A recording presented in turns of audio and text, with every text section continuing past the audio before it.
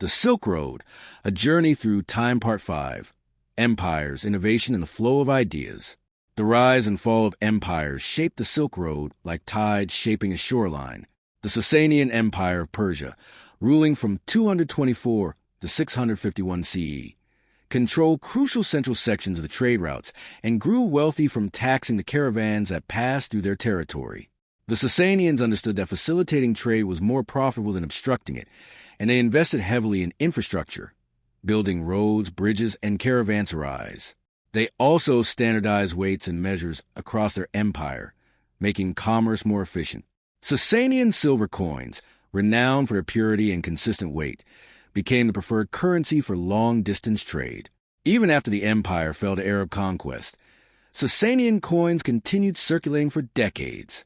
The ruins of Sassanian caravanserais still stand in Iran today, their thick walls speaking to an empire that recognized the Silk Road's strategic importance. Religion itself became a commodity of sorts, not bought and sold, but carried, translated, and transformed along these routes. Nestorian Christianity, deemed heretical by the Byzantine Church in 431 CE, found refuge and new life along the Silk Road. Nestorian merchants and missionaries traveled eastward, establishing communities throughout Central Asia and eventually reaching China by 635 CE. The Xi'an stele, erected in 781 CE, documents the presence of Nestorian Christianity in Tang Dynasty China, describing how the faith adapted to Chinese philosophical concepts. Nestorian churches in Central Asia incorporated Chinese architectural elements, while their texts translated Christian concepts using Buddhist and Taoist terminology. This wasn't mere translation.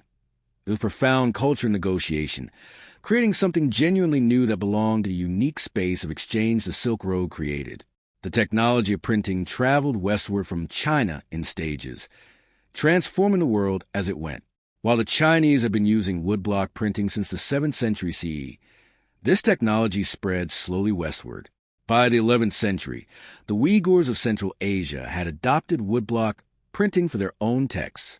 The technique reached the Islamic world, though it was adopted more slowly there, partly due to the sacred status of hand-copied Quranic texts and partly because Arabic's flowing calligraphy was difficult to reproduce in carved wood blocks.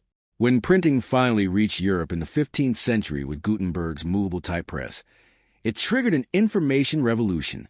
Yet Gutenberg's innovation built upon centuries of printing knowledge that had originated in China and traveled gradually westward, a process spanning 8 centuries.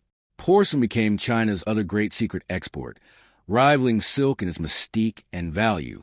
The Chinese had perfected true porcelain, fired at temperatures exceeding 1,200 degrees Celsius by the 7th century CE during the Tang Dynasty.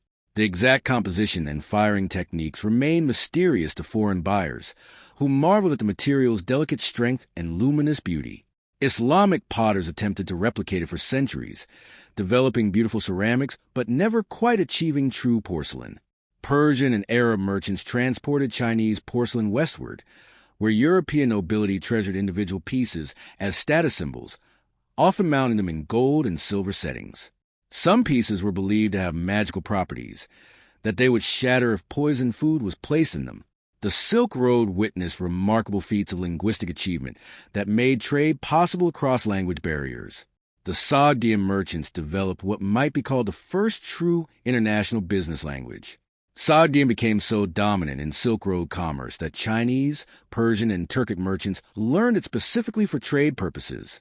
The Sogdians also served as translators and interpreters, their multilingual abilities making them invaluable in diplomatic exchanges between empires. Some Sogdian merchant letters discovered in northwestern China show them conducting business simultaneously in Chinese, Sogdian, and Persian, switching languages mid-document with fluid ease. Their contribution to cross-cultural communication was so significant that without them, much of the Silk Road's intellectual exchange would have been impossible. Military technology flowed along these routes, often with devastating consequences. The stirrup, that simple piece of equipment, was likely invented in China around the 4th century CE. It transformed cavalry warfare by giving riders unprecedented stability and control. The stirrup traveled westward along the Silk Road, reaching Central Asian nomadic peoples by the 6th century and Europe by the 8th century. This seemingly minor innovation revolutionized medieval European warfare and contributed to the development of heavily armored knights. Similarly, the composite bow, made of wood, horn, and sinew laminated together, traveled both directions along the Silk Road. These bows could pierce armor at distances that simpler wooden bows couldn't match. The concept of zero in mathematics, perhaps one of humanity's most important intellectual achievements, traveled from India to the Islamic world, and eventually to Europe via Silk Road connections. Indian mathematicians had developed a place value number system with a symbol for zero by the 5th century CE. This revolutionary concept traveled westward with Buddhist and Hindu texts and was enthusiastically adopted by Islamic mathematicians. The great Persian mathematician Al-Khwarizmi, working in Baghdad's House of Wisdom in the 9th century, incorporated Indian numerals and the concept of zero into his mathematical treatises. From his name we get the word algorithm. The Arabic word cipher, referring to zero, became cipher in English. This mathematical revolution traveled along Silk Road networks of scholars and texts, ultimately making modern science and engineering possible. Wine culture spread eastward from its origins in the Caucasus and Mediterranean regions. By the Tang Dynasty, grape wine had become fashionable among the Chinese elite, though it never displaced traditional rice wine. Chinese poets celebrated wine in their verses, and Tang Dynasty tomb paintings show foreign merchants presenting wine in distinctive glass vessels. The city of Turfan became famous for its wine production, its grapes thriving in the extreme temperature variations of the desert oasis. In the cosmopolitan cities of the Silk Road, you could sample wines from a dozen different regions, an ancient form of the global wine culture we know today. The stars wheeled overhead as they had for countless generations. In caravanserais from the Mediterranean to the Pacific, merchants calculated profits and losses, travelers shared tales of distant lands, and ideas continued their own journey, sometimes traveling faster than the goods that had carried them. Knowledge moved through conversations, through master and apprentice relationships, through the simple human curiosity that asks, how do you do that in your land? The Silk Road was becoming more than a trade route. It was becoming humanity's first global network.